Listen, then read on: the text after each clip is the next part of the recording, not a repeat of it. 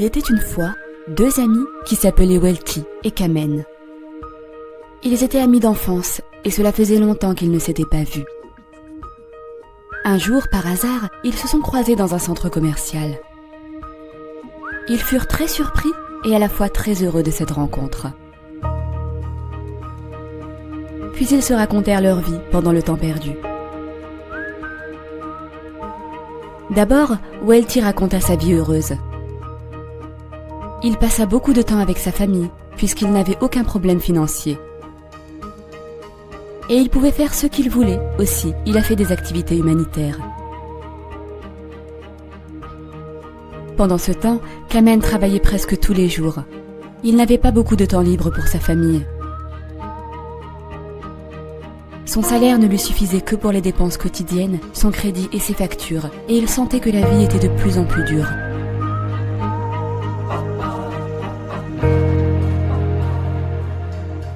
Après avoir écouté l'histoire de son ami, Welty lui donna des conseils. Puis, il lui raconta l'histoire d'un rameur prospère, afin qu'il ne troque pas son temps avec l'argent.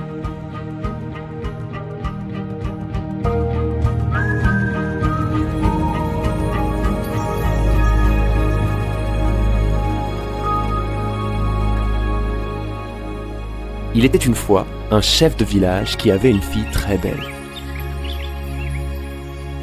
Sa beauté fascinait le regard des jeunes hommes du village. Harry est le nom que ses parents lui donnèrent. Parmi tous les jeunes hommes, Harry est attiré par deux d'entre eux. L'un s'appelait Brito et l'autre Bodhi. Cette fille était impressionnée par leur courage et leur ambition. Le temps passa et les saisons changèrent. Jusqu'à un moment inattendu, une catastrophe naturelle détruisait leur village. Un grand tremblement de terre coupa en deux leur village qui maintenant était divisé par un grand fleuve profond. Le chef du village et sa famille demeurèrent à côté d'ouest, tandis que Brito et Bodhi restèrent à côté d'est de rivière. Les deux jeunes hommes construisent un radeau pour rendre visite à Harry. Sans qu'ils ne s'en rendent compte, leur radeau leur apporta quelques bénéfices. Ils recevaient une somme d'argent en faisant traverser des villageois voulant rendre visite à leur famille.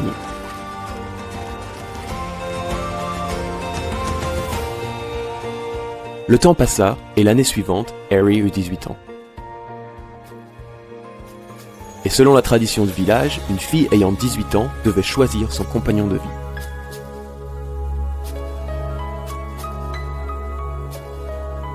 Harry était très inquiète, puisqu'elle n'avait pas encore décidé qu'elle préférait entre Brito et Bodhi.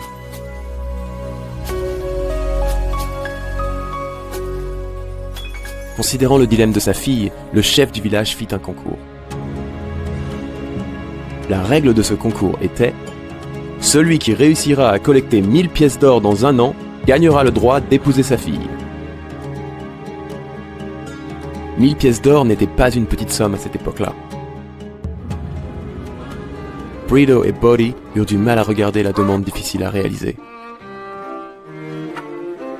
Ils imaginèrent qu'ils devaient faire traverser des milliers de fois les villageois pour gagner 1000 pièces d'or.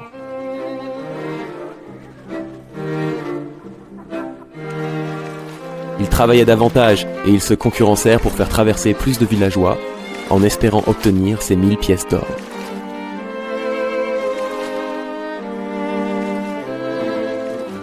Au fil du temps, ils devinrent plus malins. Ils n'utilisèrent plus le radeau, mais ils construisirent un bateau pour qu'ils puissent embarquer plus d'habitants.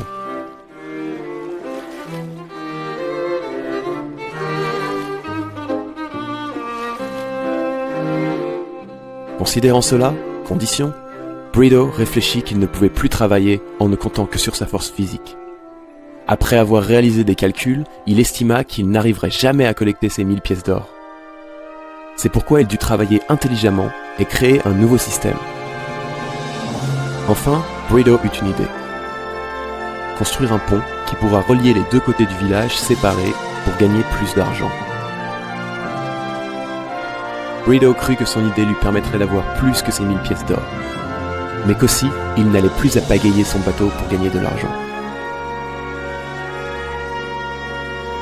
Après la réflexion, Brito commença à bâtir le pont qu'il avait dessiné. Malgré les commentaires négatifs et les moqueries des gens qui pensaient que bâtir un pont était une idée folle qui n'était pas rentable.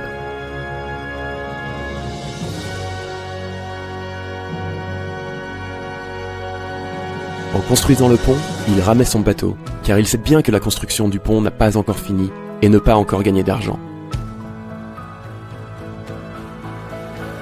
Le midi, il faisait traverser les villageois avec son bateau, et pendant son temps libre, il construisait petit à petit le pont.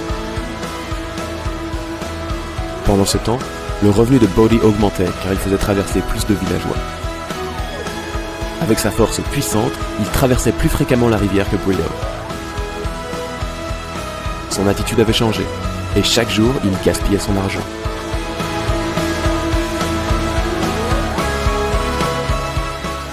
À l'arrivée de l'hiver, Brito réussit enfin à terminer ses travaux. Le jour de l'ouverture arriva, et les villageois étaient enthousiastes au nouveau pont. Le prix de traverser avec le pont est moins cher par rapport au bateau. De plus, traverser la rivière avec le pont était plus sécurisant en comparaison avec le bateau qui risquait de couler. Le pont de Brito fonctionnait très bien. Chaque jour, les villageois devaient payer pour traverser le pont. Le revenu de Brito commençait à croître.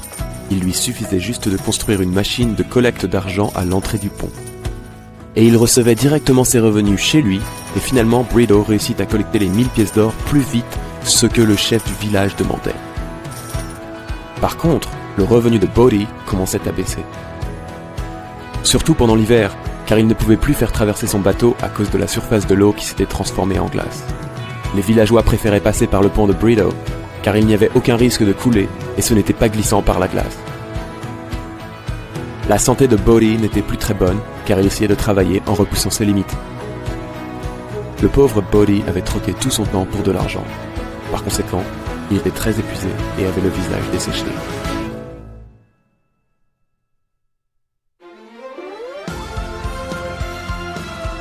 L'automne attendu arriva.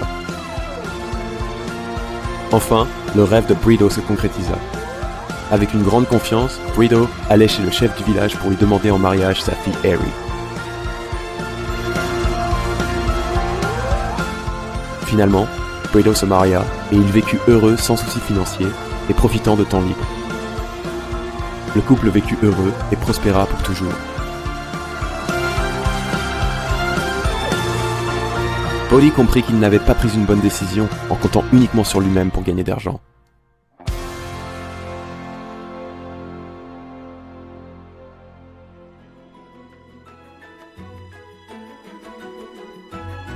Après avoir écouté l'histoire, Kamen réfléchit et constata qu'il faisait la même chose, comme Boati.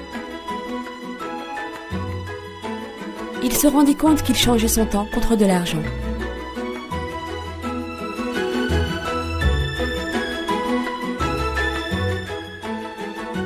Arrivé chez lui, Kamen pensa toujours à la parole de Welty. Avant de se coucher, il décida de suivre le conseil de Welty. Il allait prendre le même chemin que Brito.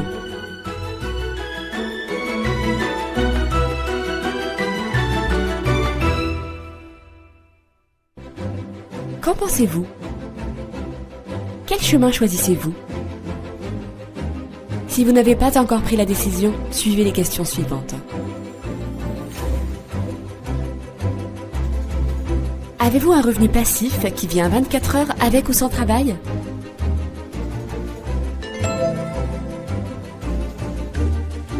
Est-ce que vous utilisez votre propre énergie ou avez-vous un système qui travaille pour vous ?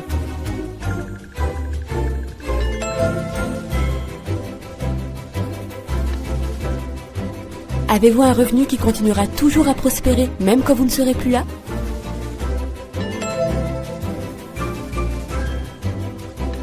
Pouvez-vous arrêter de travailler n'importe quand sans que vos revenus ne s'arrêtent ?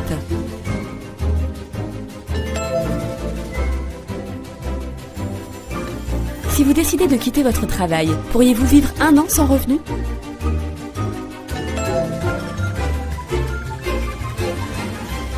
Si toutes vos réponses sont non, n'hésitez pas à contacter celui qui vous a prêté ce DVD ou obtenez le DVD Smart ID by Freedom Faith Net Global.